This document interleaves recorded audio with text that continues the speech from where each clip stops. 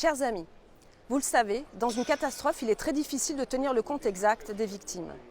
Aujourd'hui, on nous parle de 45 000 personnes infectées par ce nouveau virus et de 1100 morts. L'épidémie pourrait toucher 60% de la planète, selon le médecin-chef de Hong Kong, et l'OMS parle depuis hier de très graves menaces pour le monde. Ce qui est le plus impressionnant, et cela aurait dû interpeller nos gouvernants en France et en Europe, c'est que le gouvernement chinois a pris des décisions drastiques. Interdiction de sortir de certaines villes, interdiction de sortir de la maison pour faire ses courses. On parle de villes de plus de 10 millions d'habitants, des villes grandes comme Paris. Paris, dont je vous rappelle, les terroristes avaient réussi à sortir tranquillement en voiture après les attentats. La Russie et bien d'autres pays ont fermé leurs frontières. À moins de penser que les Chinois et les Russes sont complètement attardés, cela signifie qu'ils pensent que ce virus est très dangereux. On apprend désormais que le principe actif du paracétamol est fabriqué en Chine.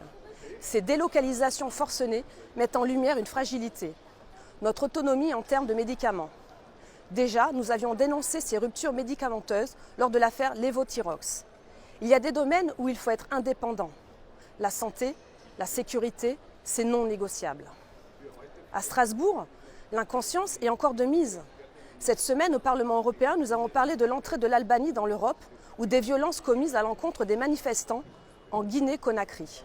Pour le virus, la discussion portera sur les droits de l'homme. Nos stocks de médicaments, de vaccins, de masques en Europe, le Parlement n'en parlera pas.